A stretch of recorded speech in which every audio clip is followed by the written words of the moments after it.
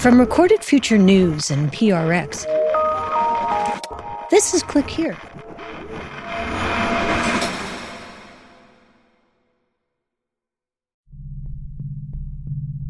We'd like to think we'd notice when something changes, like when the sky starts watching us back, or when tools of war show up in our neighborhoods. But sometimes change isn't announced in a way that gets our attention. Sometimes it arrives as a low hum just above your head.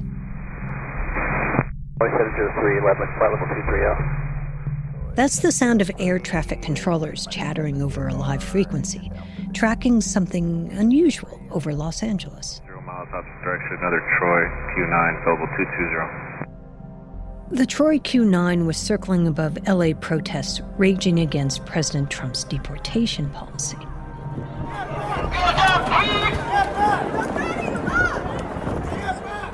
And a Q9 is not a plane, not a helicopter. It's a drone, but not the kind you find in a mall kiosk. This one's a Predator, a military-grade MQ-9 Reaper.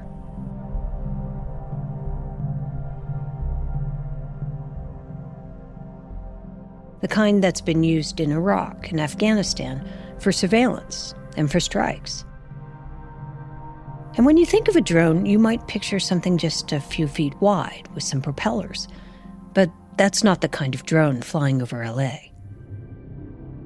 Predator drones are enormous, about the size of a manned aircraft. These are tools designed for warfare. And seeing these over civilian protests is deeply disturbing.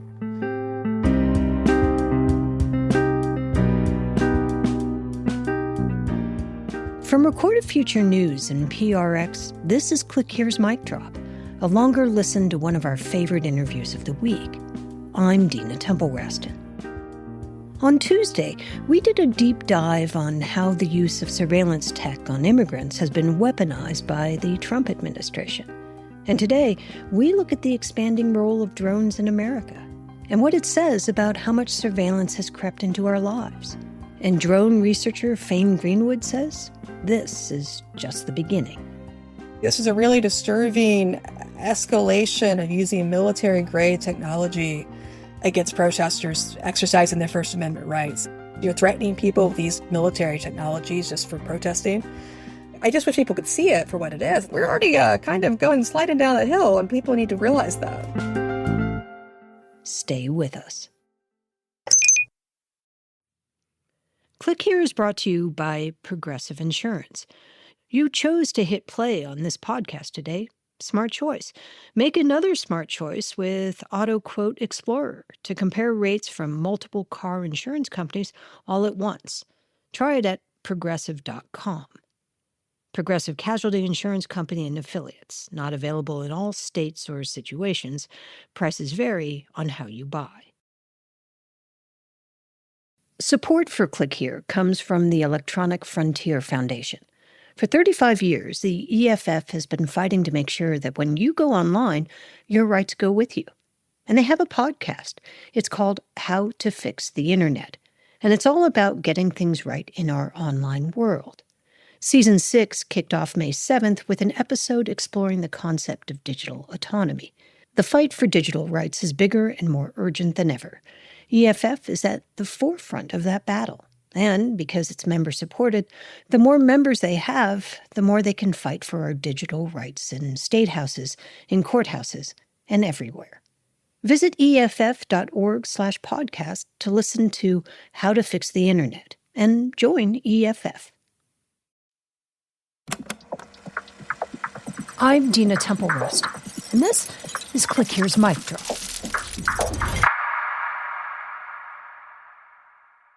Faine Greenwood started getting up close and personal with drones in 2013. She was at Stanford studying journalism when something buzzed over her head. I remember vividly, I saw one flying over the Stanford campus one day, and I was like, what the heck is that? Curious, she walked over to the operators. Not military, just students who had duct-taped drones together and were teaching each other how to fly. They taught me how to build one and how to fly one, and I was like, this is way less complicated than I assumed it was going to be. Before long, she had joined the Stanford Drone Club. But also, this is really cool. This is a very minimal... And she became a researcher and a big believer in what drones could do outside of war. I do want to emphasize that the drones have a lot of good things they can do for people. And at first, they did.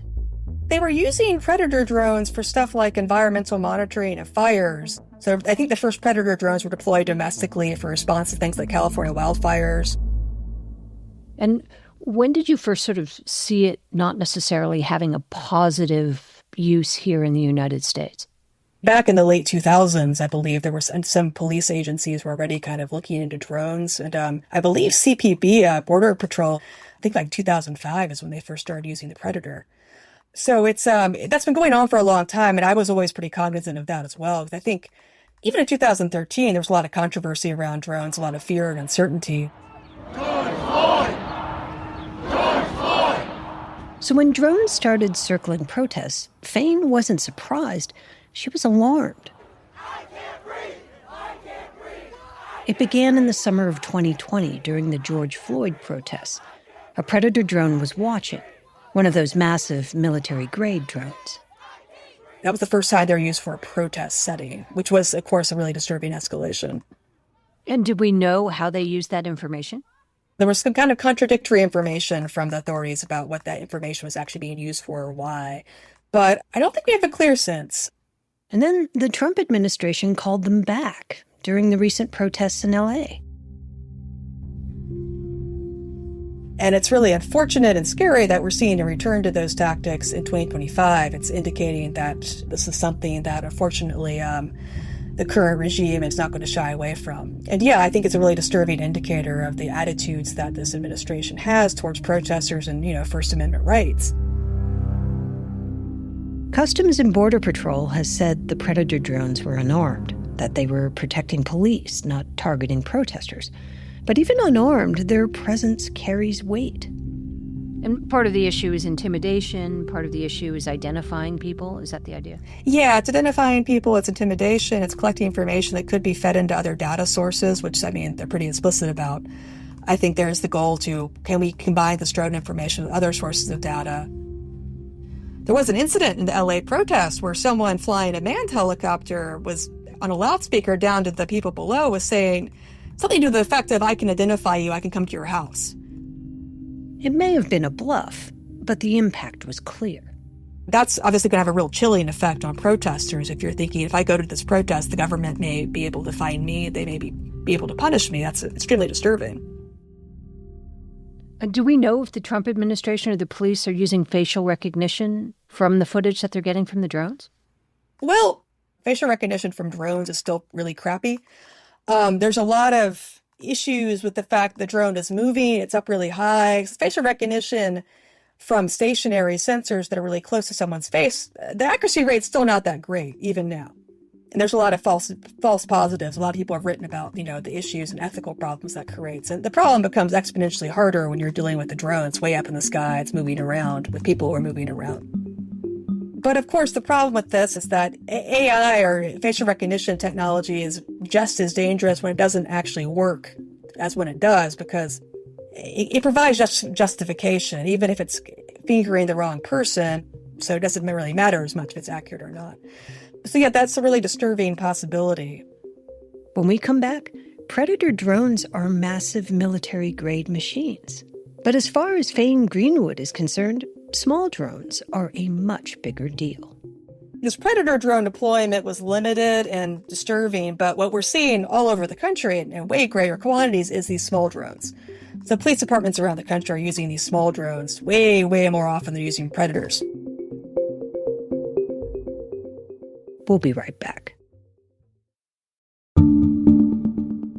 In cybersecurity, your greatest fear isn't the threats you see, it's the critical signals lost in the noise. Every day, security teams sort through millions of potential threats. That's why Recorded Future exists, to give you precision intelligence tuned to your needs. Our advanced AI detects patterns humans might miss, while our threat intelligence experts, veterans of military and intelligence services, provide crucial context. With Recorded Future, you gain the confidence to identify critical threats and the precision to act before they become attacks. Learn why 1,900 plus customers, including 45 plus sovereign governments, trust us to detect threats faster and achieve 350% plus ROI within a year.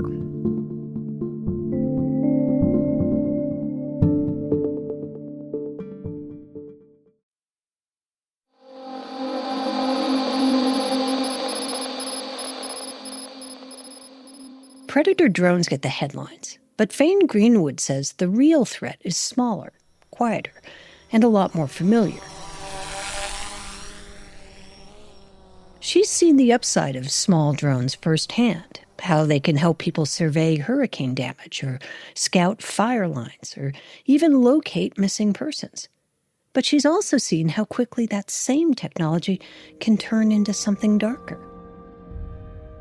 In Ukraine, consumer drones have been strapped with explosives.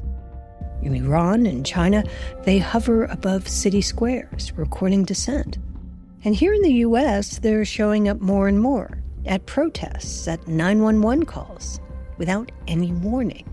There's an actual program called Drone as First Responder.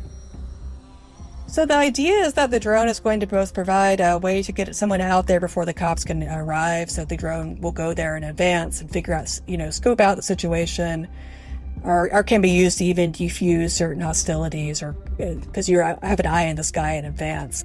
But I've not seen particularly compelling data indicating this is really a benefit. I think there is no need to deploy a drone to every single first response call. I think that's completely over the top. And I think they are opening the door to pervasive surveillance in ways that are really just upsetting. Do they have to tell anybody? I don't believe so, no. I think the drone just shows up. And of course, it's also transiting other people's properties, right? So on its way to wherever it's going, it's got sensors going. It's going to be going over other people's property who have nothing to do with this. Faine looked closely at Sonoma County, California, where small drones were added to the sheriff's department in 2019. And what she found was revealing.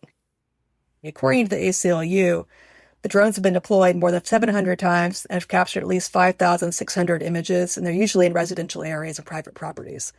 So that's really pervasive use of drones. That's creating persistent surveillance, even if that's not what they're saying out loud. It's really a shame because, again, I do a lot of work in disaster response with drones, and they're amazing for that. But it's like, yeah, it would be fine if you were straight to say, okay, there's a fire, let's go look at that. That's fine. But sending one out for every single 911 call, that's massive scope creep. Scope creep. The idea that a tool designed for one thing slowly and quietly becomes something else, something broader, something more dangerous. Now, layer in protest surveillance where the potential downsides and dangers are crystal clear. I mean, this was a big problem in 2020. Police were using drones to surveil protesters. I think police in Phoenix actually did use drones to make arrests of protesters. They're using that drone imagery to actually make arrests. And it all adds up to a lot of heavy-handed big brotherness, something the U.S. has long accused other countries of doing. Do you see parallels between the way drones are being used in regimes like Iran or China versus the way the U.S. is using them? I do think the way that the U.S. police have been using drones is not meaningfully different from the way police are using drones in other countries and other authoritarian countries. I think it's generally geared towards the same goals, which is surveillance, intimidating people, trying to make people think that they can be identified if they act up. And this is not to say that I think the U.S. is just as bad as China or Iran in human rights. But I think in the case of drones, I don't think we're meaningfully better, no. And what would you like to see in terms of rules or regulations? What would allay your concerns? I would certainly, so for example, I would certainly like to see a very, very hard rules against not using drones over protests unless there are very, very specific exceptions. And even then, I'm not totally sold. I don't think that drones really bring anything to the table that are not provided already by people on the ground and perhaps by limited use of manned aircraft. We also need rules around data management. So again, we need a lot more certainty over who's storing the data, for how long, what are the rules about data storage, who can access it. We need a lot more public information. So the public should be able to access information about what the drones are being used for, why. We should be subject to FOIA requests. I'm a big believer in data minimization. Collect only the data you need. And using drones this pervasively is not contributing to that. It's creating a lot more problems. And I think we do need a lot more local control and oversight. A lot of municipalities were pushing back on this, but it requires a lot of constant effort and really staying on top of it, because you have to really, really push back against these persistent narratives in the U.S. right now that are saying that police need access to more and more militarized technology.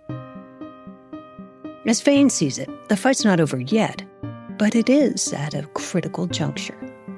I think we're absolutely at a crisis point in terms of both drones becoming pervasive. And of course, if you combine the new use of drones by authorities with the fact the Trump administration is much more authoritarian, I think it could lead us to really dark places. So I think this is a really important time for people, again, to stand up and fight back. But I don't think it's hopeless at all. I think we do have levers and abilities to push back on this. The federal level may be difficult for the next 4 years, but on a local level, I think it perhaps will have an impact. There's never a good time to give up. From Recorded Future News, this has been Click Here's Mic Drop. It was written and produced by Zach Hirsch, Megan Dietrich, Sean Powers, Erica Gaida, Lucas Riley, and me, Dina Temple-Raston. It was edited by Karen Duffin. We'll be back on Tuesday with an all-new episode of Click Here. Thanks for listening, and have a great weekend.